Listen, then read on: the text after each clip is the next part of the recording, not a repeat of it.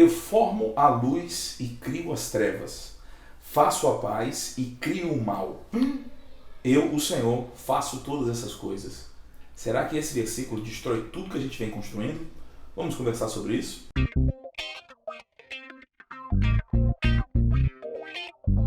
Olá!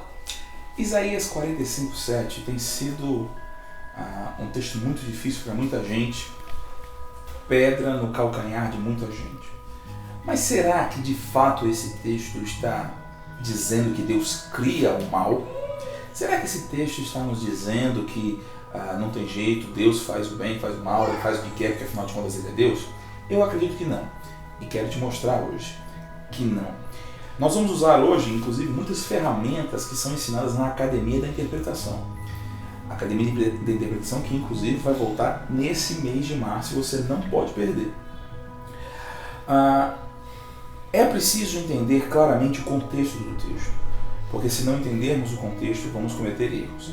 Algumas pessoas têm tentado olhar para o versículo isolado de Isaías 45:7 e trabalhar de alguma forma a palavra crio, que no hebraico é a palavra hebraica bara, porque o verbo bara, em um dos troncos de conjugação hebraico, ele pode ser traduzido por cortar. Então, talvez, na interpretação dessas pessoas, esse versículo deveria ser melhor traduzido por eu formo a luz e corto as trevas, faço a paz e corto o mal, o que resolveria todo o problema. Mas surgem outros problemas graves aqui. Primeiro, que se fosse assim traduzido, não encaixaria em nada com o contexto. E outra coisa, por que nenhum tradutor jamais traduziu assim? Porque o tronco no qual a palavra bara significa cortar não é o tronco usado na conjugação aqui. E eu não posso traduzir como eu quero, eu tenho que seguir as regras da gramática hebraica para fazer a tradução. Então eliminamos essa possibilidade, não é possível fazer isso. Alguns têm feito uma tentativa um pouco melhor, usando e percebendo que existe um paralelismo aqui. A frase eu formo a luz e crio as trevas é paralela à frase faço a paz e crio o mal. E ambas as frases paralelas, no caso, elas trazem um antitético, uma ideia antitética entre luz e trevas. Luz é o oposto de trevas, assim como paz é o oposto de mal. E dessa forma, quando você pensa em luz e trevas, a treva ela não é criada, a treva era uma contingência da criação da luz. Quando Deus criou a luz, surgem as trevas. O problema dessa tradução e dessa interpretação, ela é melhor do que a outra, né, do corto o mal, é que o texto de Gênesis vai dizer que já havia trevas e Deus disse haja luz. E quando se fala de mal, você não somente faz o mal quando cria o bem. O mal existe em si mesmo. E você sabe que a Isabela sempre participa aqui dos nossos vídeos. Ela está passando agora chamando o papai. O que mostra que eu sou um bom pai, viu, pessoal? Mas, ainda assim, é verdade que nós temos aqui esse paralelismo e esse antitético. Para saber mais sobre isso, Academia da Interpretação. Inclusive, estamos deixando aqui na descrição o link dos outros vídeos. Se você ainda não viu, para um pouquinho esse e vai ver os outros. Podemos interpretar esse texto olhando para o contexto, olhando um pouco o texto anterior e entendendo o que se trata. Antes de fazer isso, eu quero contar uma história hipotética para você que vai te ajudar a compreender o que está acontecendo aqui. Digamos que você foi num site da internet e viu um celular por um preço inimaginável, muito barato, um celular de última geração. E aí você não pensou duas vezes, ignorou alguns sinais de que o site não era confiável e foi e efetuou a sua compra. E o site te deu 10 dias para entregar, 10 dias úteis para entregar o aparelho. Depois de 10 dias úteis, o celular não chega. E você fica paciente, não, tudo bem, deu alguma coisa errada, você espera mais 2 dias. Depois de 2 dias e não chega o celular, você entra em contato, ou por telefone, ou por e-mail, com o serviço de atendimento ao cliente do site. E eles te dão respostas evasivas, não te respondem muito bem. Passados mais alguns dias, não chega de novo, você já entra em contato, já um pouco mais aborrecido, só que ninguém te atende, ninguém te responde. Você começa a ficar muito nervoso, não é mesmo? Depois de alguns dias, o correio chega na sua casa, só que para sua surpresa, ao invés de um celular, tem um tijolo lá. O que é que você faz? Provavelmente você vai entrar na justiça contra aquele site.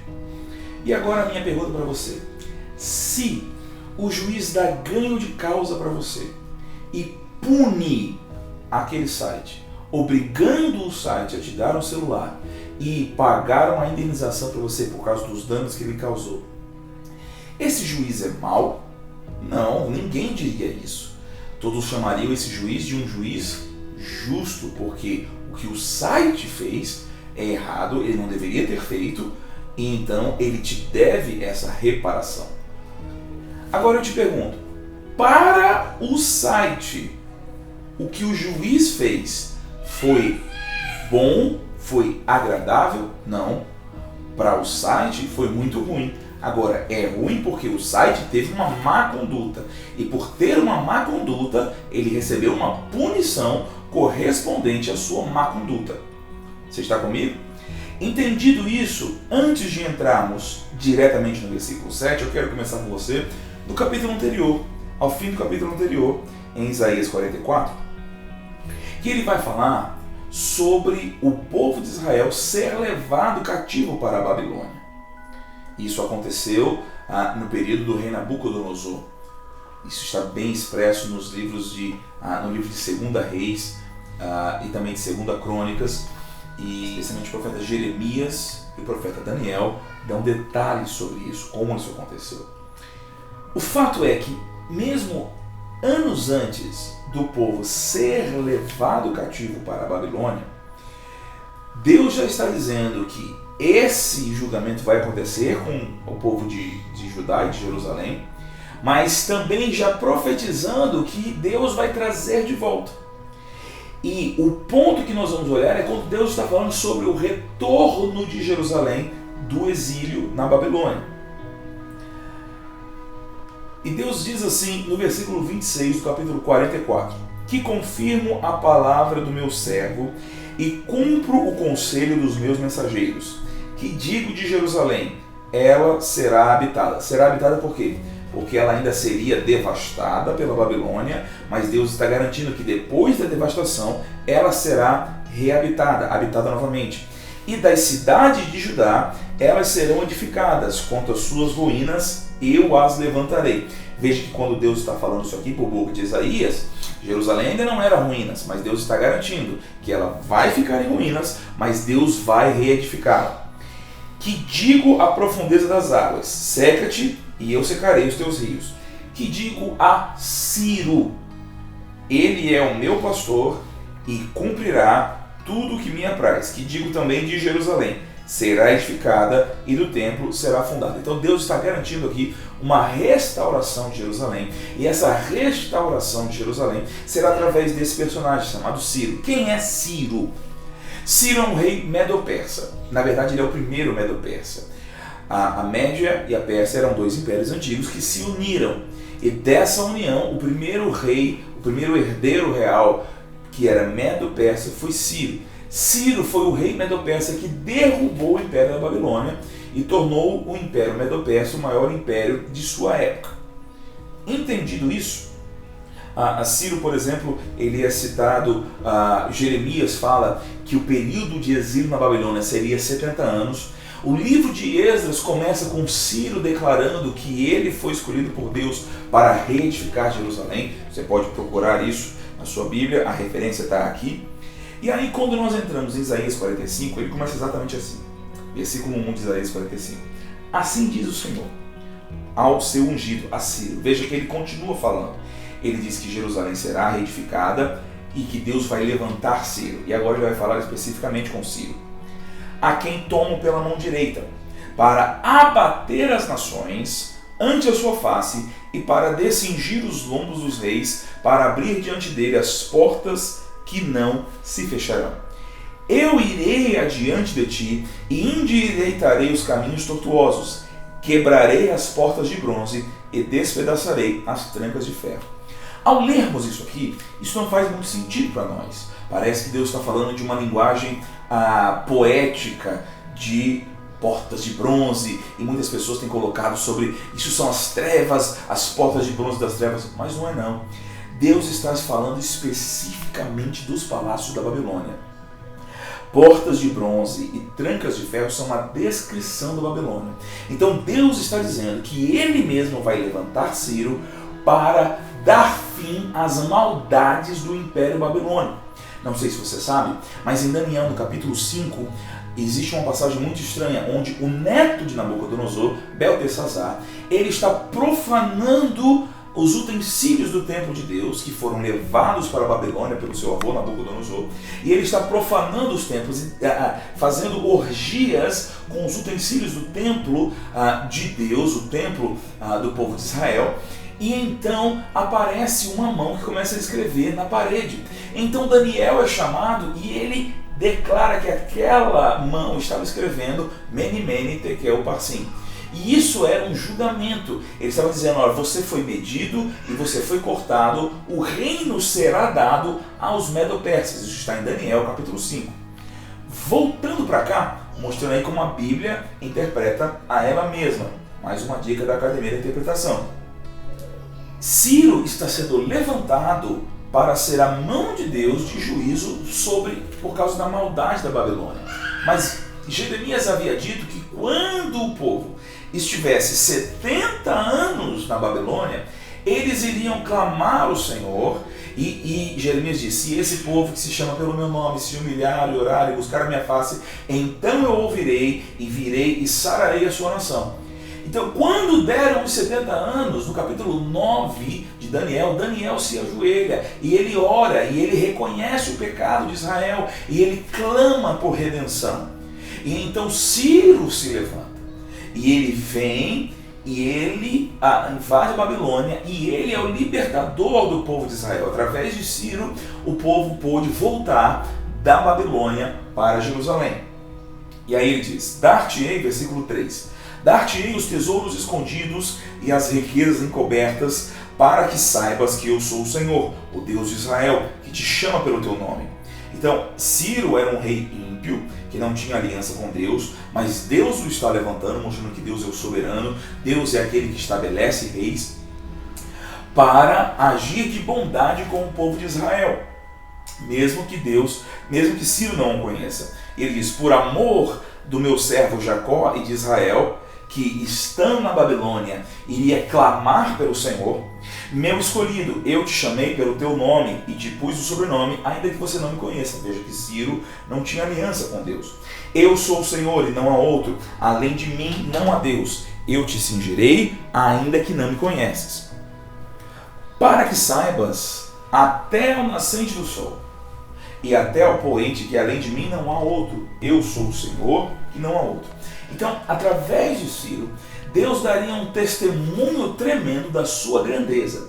Não só ia libertar o povo de Israel, assim como julgar a maldade da Babilônia, mas um testemunho tremendo da grandeza de Deus seria dado. Agora, se você é o povo de Israel, Deus, através de Ciro, está fazendo uma coisa muito agradável, livrando você do cativeiro. Mas se você é babilônio, o que Deus está fazendo através de Ciro é algo muito duro, é algo muito ruim, não é verdade? Então, a mão de Deus através de Ciro estava fazendo algo agradável para os judeus e algo ruim para os babilônios. Mas era agradável para os judeus por quê? Porque Deus faz acepção de pessoas? Não. Porque os judeus estavam sendo maltratados e clamaram pelo Senhor. Já os babilônios haviam abandonado o testemunho que Deus havia dado de si mesmo, o testemunho que Deus havia dado para Nabucodonosor, e estavam fazendo blasfêmias e mal ao povo de Israel. Por causa dessa maldade, Deus levantou Ciro para livrar o povo de Israel da Babilônia e mostrar o seu grande nome. Então, nesse ambiente é que nós temos o versículo 45:7. Eu formo a luz e crio as trevas. Eu faço a paz e crio o mal. Então, que mal é esse que ele está falando? O mal moral? De forma alguma. A Bíblia é clara. Toda boa dádiva e todo dom perfeito é que são lá do alto. Deus não pode ser tentado pelo mal. O que ele está fazendo é retribuindo a maldade dos babilônios. Deus está entregando a conta. Deus foi longânimo, foi paciente. Mas os babilônios pediram, clamaram por isso, e Deus está devolvendo. A mesma mão de bondade e paz para os judeus está trazendo o juízo para os babilônios. É interessante pensar que ele não diz: eu faço o bem e crio as trevas, mas eu faço a paz. Paz aqui é um estado de tranquilidade, a palavra shalom. Então a palavra mal, ela é antagônica a shalom. Shalom, como todos nós sabemos, é paz, mas no sentido de estado de tranquilidade. Então ele está trazendo tranquilidade para os judeus em um estado de intranquilidade. O povo está sendo tirado do poder da sua condição de autoridade porque fez o que era mal aos olhos do Senhor. Deus é bom, Deus não se deixa escarnecer. Tudo que o homem semear, isso ele também vai colher. Deus é aquele que retribui a cada um segundo as suas obras. Seja abençoado, meu querido, e fique atento na Academia da Interpretação que vai sair esse mês. Valeu!